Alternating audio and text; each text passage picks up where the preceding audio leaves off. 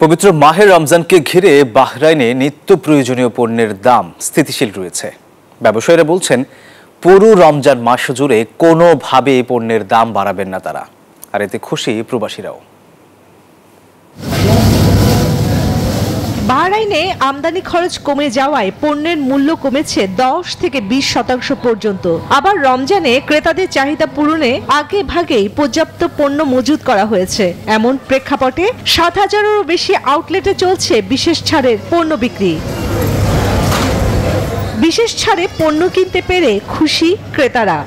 বাহরাইনে দীর্ঘ 8 বছর পর্যন্ত ব্যবসা করতে আসছি সততার সাথে। আমার এখানে 5 জন বাংলাদেশি ভাই আছে কর্মরত। সংশ্লিষ্টরা বলছেন, কেউ অযৌক্তিকভাবে দাম বাড়ানোর চেষ্টা করলে বা মজুতদারির মাধ্যমে বাজারে সংকট তৈরির চেষ্টা করলে কঠোর ব্যবস্থা নেওয়া হবে। নিয়মিত বাজার পরিদর্শনের মাধ্যমে পরিস্থিতি পর্যবেক্ষণ করা হচ্ছে।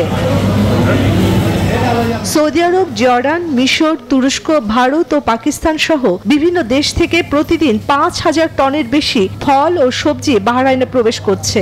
মাংস, পোল্ট্রি, ময়দা ও শস্যের পর্যাপ্ত সরবরাহ নিশ্চিত করা হয়েছে। Desk report, news 24।